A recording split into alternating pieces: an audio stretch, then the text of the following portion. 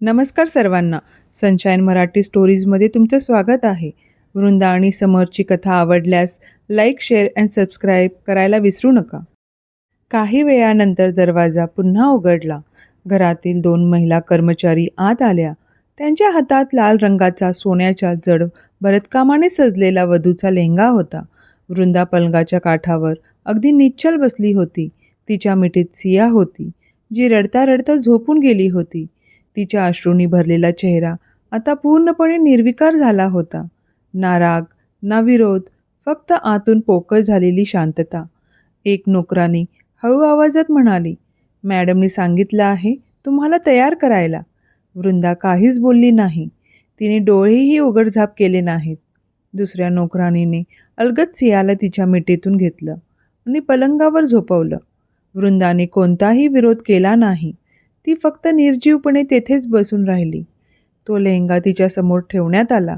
लाल, झगमगता, जड, निर्दयी.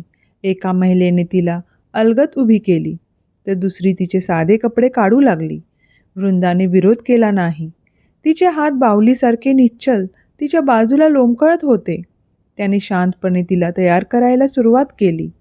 पेटीकोट, ब्लाऊज, दुपट्टा, दागिने एकामागोमाग एक. जोपर्यंत ती वृंदा राहिलीच नाही. ती आता वधू होती, एक बाहुली. तिचे केस विंचरून बांधले गेले. तिच्या मनगटावर बांगड्या चढवल्या गेल्या.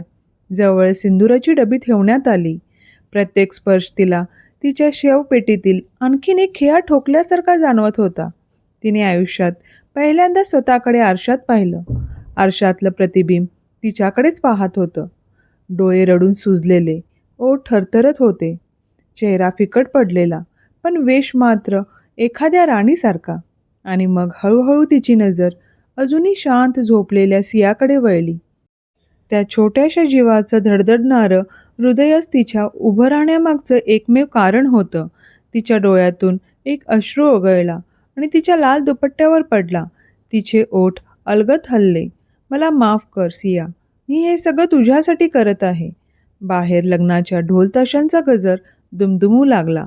आत मात्र एका मुलीने स्वतःच्या आत्म्याला जिवंतपणे दफन केलं. लग्नाचा मंडप सोनेरी रोषणाईने उजळून निघाला होता. गुलाब आणि झेंडूच्या फुलांचा सुगंध सर्वत्र दरवळत होता. पाहुणे हसत होते.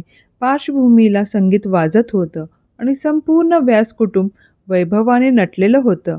पाहणाऱ्यापैकी प्रत्येकांसाठी ते एक परिपूर्ण लग्न होतं. एक सुंदर नवरी, एक सामर्थ्यवान वर, एक निर्दोष जोडी. पण त्या घुंगटामागे वृंदा निर्जीव नजरेने बसलेली होती. तिचे हात तिच्या मांडीवर घट्ट आवळलेले होते. तिच्या कानावर सगळं पडत होतं. पंडितजीचे मंत्र, ढोलांचा आवाज, टाळ्यांचा कडकडाट. पण तिचं मन पूर्णपणे रिकामं झालं होतं. तिचा आत्मा आधीच सुन्न झाला होता. समोर समर्थ व्यास शांतपणे बसला होता. त्याच्या चेहऱ्यावरचे भाव वाचणं अशक्य होतं. त्याने तिच्याकडे नीट एकदाही पाहिलं नाही. तो फक्त विधी पूर्ण करत होता. पंडितजींचा स्पष्ट आवाज घुमला, "वधूचा हात वराच्या हातात द्या." मिहीर पुढे आला आणि त्याने तसंच केलं. वृंदाचा थंडगार हात समरच्या हातात ठेवला. ती हलली नाही. ती काही बोलली नाही. ती फक्त बसून राहिली. जणू तिचं शरीर आता तिचं उरलंच नव्हतं. "आता सप्तपदीला सुरुवात करा," पंडितजींनी जाहीर केलं. दोघेही उभे राहिले. वृंदा जणू हिप्नोटाईज असल्यासारखी त्याच्या मागे चालू लागली. तिचा जड लेहंगा मागे ओढला जात होता. पवित्र अग्नीभोवती प्रत्येक फेरीसोबत तिच्यातला एक तुकडा जणू कायमचा हरवत होता. वचने मोठ्याने उच्चारली गेली, आश्वासने दिली गेली, पण ती काहीच बोलली नाही, कारण तिला कधीच विचारलंच गेलं नव्हतं. "आता वधूच्या भांगात सिंदूर भरा." समर्थने चांदीची डबी उचलली आणि तिच्या भांगात लाल सिंदूर भरला. तो सिंदूर तिच्या भांगात विसावला. तेजस्वी, सामर्थ्यवान, भीतीदायक. "आता मंगळसूत्र बांधा." त्याने काळ्या मण्यांचं मंगळसूत्र तिच्या गळ्यात घातलं. ते तिला मंगळसूत्र नाही तर फास वाटत होतं. कोणीही काही वेगळं मानलं नाही. कोणीही तिची दया केली नाही, कारण जगासाठी ती निशा होती. परिपूर्ण नवरी, नशीबवान मुलगी, सगळं काही अगदी योग्य होतं. पण आतून वृंदा मात्र शांतपणे आतून रडत होती, कारण सगळंच चुकीचं होतं आणि तिच्याकडे बाहेर पडण्याचा कोणताही मार्ग नव्हता. लग्न पार पडलं. वृंदा आणि समर्थ शांतपणे उभे राहिले आणि मोठ्यांचे आशीर्वाद घेतले. पण विधी संपताच वृंदाला श्वास घ्यायलाही त्रास होऊ लागला. तिचा चेहरा फिकट पडला होता आणि तिचं हृदय छातीत जोरात धडधडत होतं. आणि मग तो क्षण आला ज्याची तिला सर्वात जास्त भीती होती. चला आता आपल्या सुनेचा चेहरा पाहूया. मला खूप उत्सुकता आहे, समरची आई रजनी आनंदाने म्हणाली. मिहीर आणि सरिता जागच्या जागी गोठल्यासारखे उभे राहिले. त्यांच्या चेहऱ्यावरील रंगच उडाला होता. त्यांच्या खोट्या हसण्यामागे भीती स्पष्ट दिसत होती. सर्व पाहुणे आधीच निघून गेले होते. आता फक्त व्यास आणि मल्होत्रा कुटुंबातील लोकच तिथे उरले होते. वातावरण शांत होते. येणाऱ्या वादळाची कुणालाही कल्पना नव्हती. लग्नानंतरच्या विधीसाठी ते सर्व एका खासगी खोलीत गेले. बरं, आता आपल्या सुनेचा चेहरा पाहूया, समरची काकू सुमन उत्साहाने म्हणाली. रजनी पुढे आली आणि तिने अलगद वृंदाचा घुंगट उचलला. वृंदाचं संपूर्ण शरीर स्तब्ध झालं. तिने डोळे घट्ट मिटले. तिचे हात थरथरत होते आणि ज्या क्षणी तिचा चेहरा सर्वांसमोर आला, आश्चर्याचे श्वास, शांतता, गोंधळ. व्यास कुटुंबातील प्रत्येकजण अविश्वासाने तिच्याकडे पाहत राहिला. ही ही कोण आहे? समरचा लहान चुलत भाऊ निखिल पटकन डोळे मिचकावत म्हणाला. ही इथे काय करते आणि निशा कुठे आहे? रजनीचा आवाज अचानक तणावाने थंड झाला. तू कोण आहेस? सुमन पुढे येत म्हणाली. तिने वृंदाचा हात घट्ट पकडला. आणि निशा कुठे आहे? मिहीरजी, सरिताजी, हे सगळं काय आहे आणि निशा कुठे आहे? रजनीने रागाने विचारलं. तिचा गोंधळ आता संतापात बदलला होता. हे सगळं काय आहे? मिहीर पुढे आला. त्याने नजर खाली केली आणि अपराधीपणाने हात जोडले. रजनीजी, शेखर साहेब, आम्हाला माफ करा, तो हळू आवाजात म्हणाला. निशा, ती लग्नातून पळून गेली म्हणून आम्ही. मग काय? समरचे वडील चंद्रशेखर रागेने मध्येच म्हणाले. निशा पळून गेली म्हणून तुम्ही तिच्या जागी दुसऱ्या कुठल्या तरी मुलीला बसवलं? नाही नाही चंद्रशेखर साहेब, तुमच्या आणि आमच्या इज्जतीचा प्रश्न होता. मिहीरने समजावून सांगण्याचा प्रयत्न केला. इज्जत? समरचे काका महेंद्र पुढे आले. त्यांच्या आवाजात प्रचंड संताप होता. कुठल्या इज्जतीची गोष्ट करत आहात तुम्ही? स्वतःच्या फायद्यासाठी तुम्ही आमच्या मुलाचं लग्न कोणत्याही मुलीसोबत लावून दिलं. मिहीरचा चेहरा हताशाने कोसळला. नाही नाही महेंद्रजी, तुम्ही गैरसमज करत आहात. ही अशी तशी कुठलीही मुलगी नाही. ही ही आमची दुसरी मुलगी आहे, वृंदा. संपूर्ण खोलीत एकदम शांतता पसरली. रजनी अविश्वासाने एक पाऊल मागे सरकली. सुमनने वृंदाचा हात सोडला. तुम्ही आम्हाला कधीच सांगितलं नाही की निशाला एक बहीण आहे? सुमन हळू आवाजात म्हणाली. वृंदाने नजर वर केली नाही. आता तिची ओळख सर्वांसमोर आली होती. पण ती तिथे का होती यामागचं खरं सत्य अजूनही भीतीच्या पडद्याआड लपलेलं होतं. कृपया आम्हाला माफ करा. कृपया, आमच्याकडे दुसरा कोणताच पर्याय नव्हता म्हणून आम्ही. मिहीर हात जोडून म्हणाला. त्याच्या आवाजात मुद्दाम दाखवलेला पश्चाताप होता. सरितानेही तेच नाटक पुढे सुरू ठेवलं. हो, आमचा कुणालाही फसवण्याचा हेतू नव्हता. आम्ही पूर्णपणे हतबल झालो होतो. आम्ही खाली मान घालून म्हणालो होतो. पण तिच्या चेहऱ्यावर खऱ्या पश्चातापाचा लवलेशी नव्हता. नाटक फार काळ टिकणारं नव्हतं. चंद्रशेखर कडक आणि संतापलेल्या आवाजात म्हणाला. आम्हाला तुमच्या दोघांकडूनही अपेक्षा नव्हती. आधी तर आम्हाला हेही माहित नव्हतं की निशाला एक बहीण आहे. हे काय? आम्हाला काही न सांगता आम्हाला काहीही बदलून टाकली. तुम्ही नवरीच बदलून अविश्वासाने एक पाऊल पुढे आली. अविश्वासाने तिचा आवाज थरथरत होता. तिचा आवाज आम्ही तुमच्या घरी कितीतरी वेळा आलो. पण एकदाही आम्हाला ही मुलगी वृंदा क्षणभर संपूर्ण खोलीत शांतता पसरली. संपूर्ण खोलीत तणाव इतका वाढला होता की श्वास घेणंही कठीण वाटत होतं. श्वास घेणंही कठीण वाटत होतं. ढासत चाललेलं खोटं वाचवण्याचा शेवटचा प्रयत्न करत खरं तर त्यावेळी ती घरी नव्हती. खरं तर ती काही कामांनी घरी नव्हती, व्यस्त होती. ती काही कामात व्यस्त होती. लग्नाच्या आधी परत आली. आताच पुन्हा एकदा खोलीत शांतता परत आली आहे. सगळेजण त्याच्याकडे पाहत होते. पसरली. काही जण अविश्वासाने पाहत, काही जण शांतपणे, काही जण राग व्यक्त करत, तर काही चंद्रशेखरने जबडा घट्ट आवळला. सुमनने आपले हात छातीसमोर घट्ट घडी घातले. सुमनने आपले हात छातीसमोर पाहू लागले. जणू या सगळ्या गोंधळाचा अर्थ लावण्याचा प्रयत्न करत होता. जणू या सगळ्या गोंधळाचा अर्थ लावण्याचा प्रयत्न करत होता. शांत उभी होती. आणि वृंदा एकही शब्द नाही. शांत डोळ्यांची पापणीही हल्ली नाही. शब्द नाही. तिने मान खाली घातली होती. हल्ली नाही. अशा लाजेने तिने मान खाली घातली होती. चूक मुळीच नव्हती. अशा लाजेने सगळेजण अजूनही या गोंधळाचा अर्थ समजून घेण्याचा प्रयत्न करत होते. एक ठरवून झालेलं लग्न बिघडलं होतं.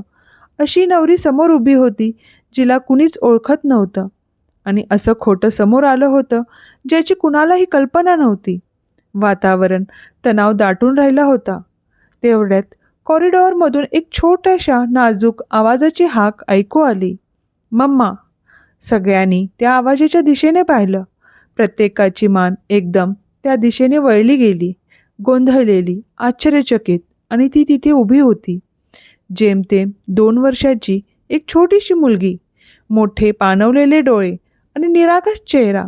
झोपेतून उठल्यामुळे तिचे केस थोडे विस्कटलेले होते आणि तिची छोटी पावलं अडखळत पुढे येत होती. ती धावतच वृंदाकडे आली. मम्मा. तिने पुन्हा हाक मारली. तिचा आवाज रडण्याने भरून आला होता. तिने वृंदाच्या पायाला घट मिठी मारली आणि तिच्या मऊ गालांवर अश्रू ओघळू लागले. संपूर्ण खोलीत भयान शांतता पसरली.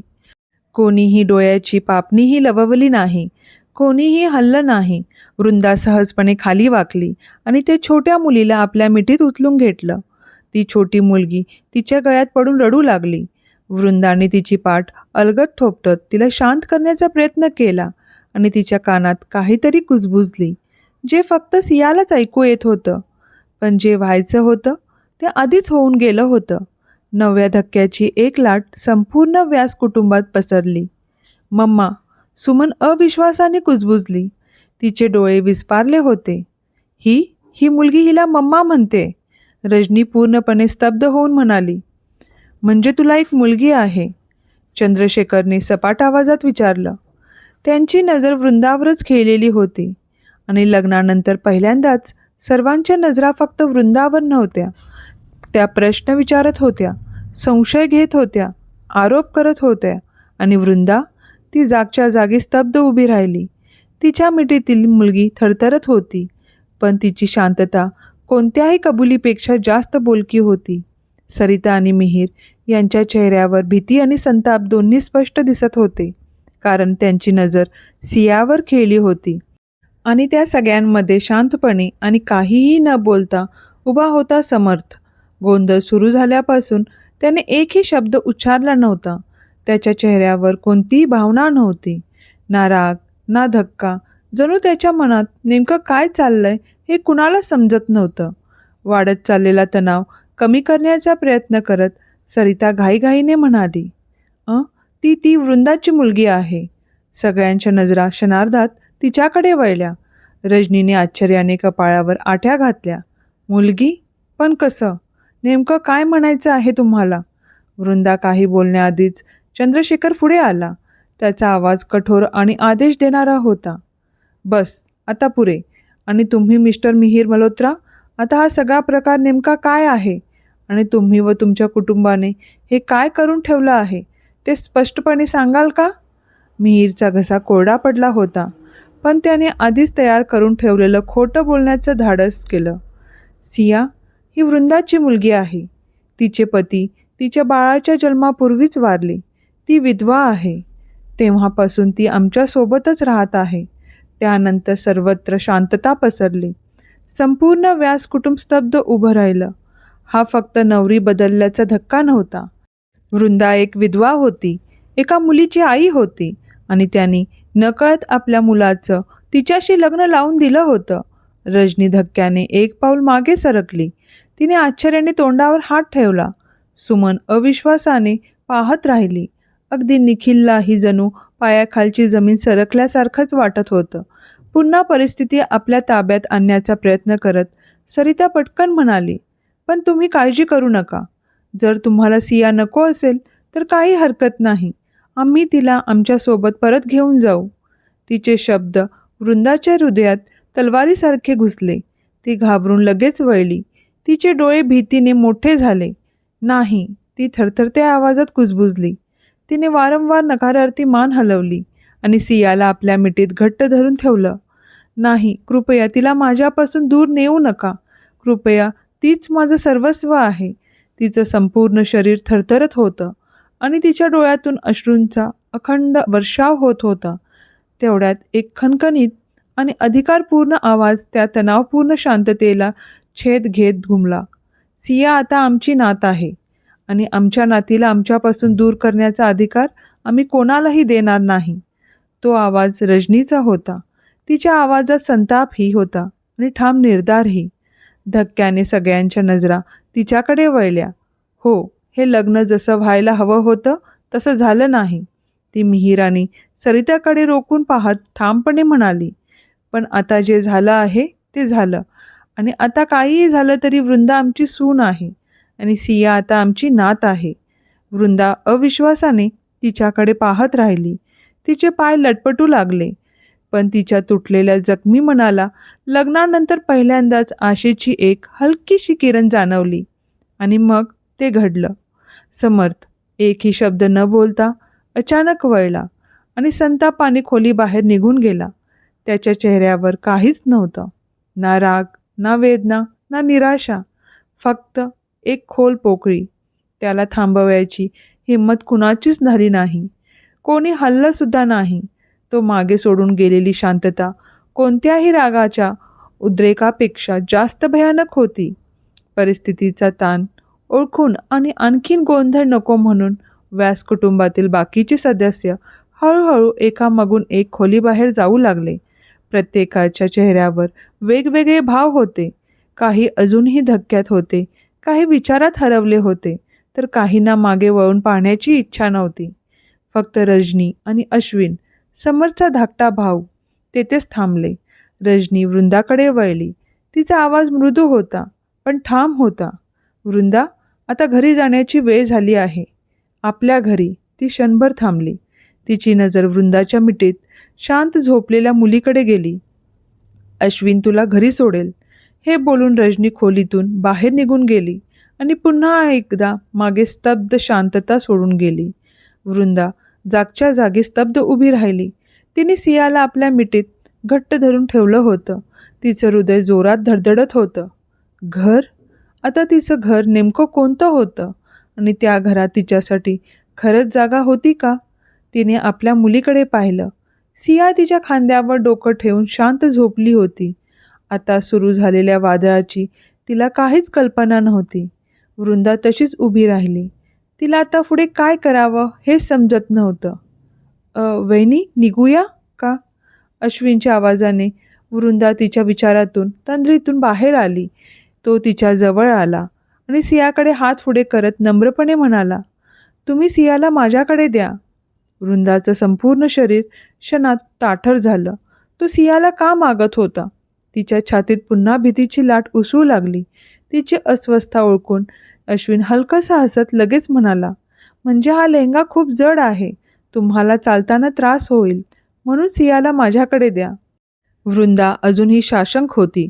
तिची बोटं सियाच्या छोट्याशा शरीराभोवती आणखीन घट्ट झाली होती.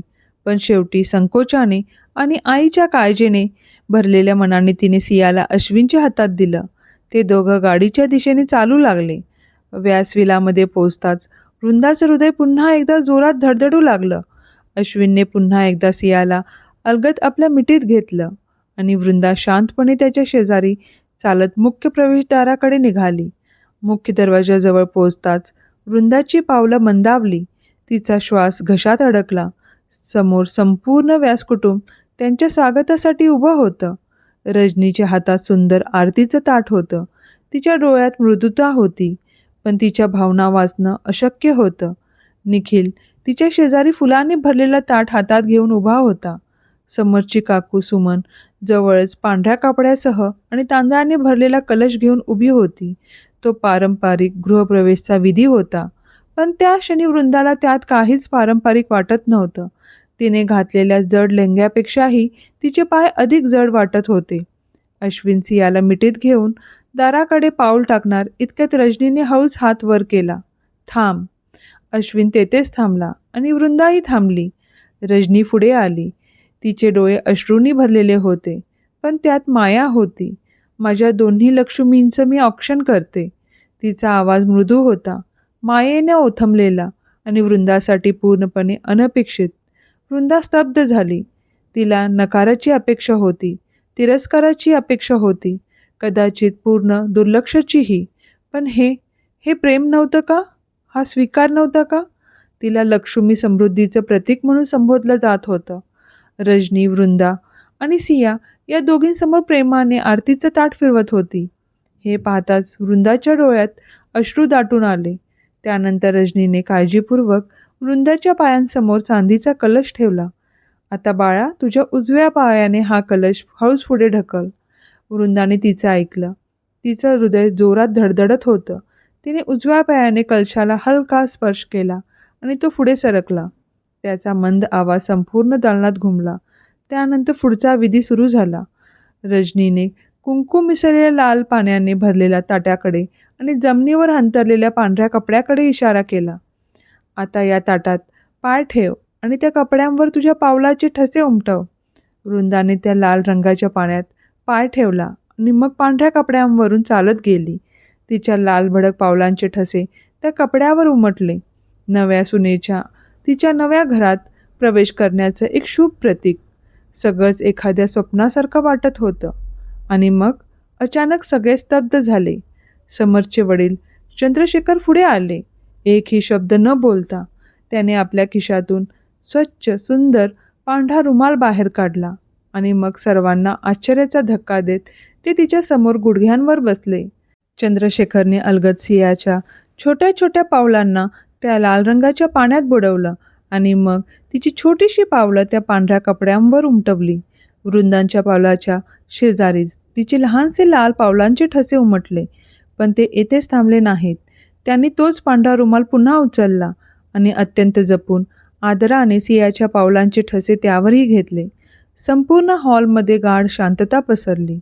अशी गोष्ट कुणीच अपेक्षित केली नव्हती, अगदी वृंदाने सुद्धा नाही. चंद्रशेखरने त्या रुमालाकडे खोल भावनेनं पाहिलं आणि हळू आवाजात म्हणाले, हे माझ्या पहिल्या नातीचं या घरातलं पहिलं पाऊल आहे. आणि त्या क्षणी वृंदा पूर्णपणे कोसळली. तिचे पाय थरथर कापू लागले. तिचा श्वासही थरथरत होता. कारण अनेक वर्षानंतर पहिल्यांदाच कुणीतरी तिच्या मुलीला आपली नात असं म्हटलं होतं.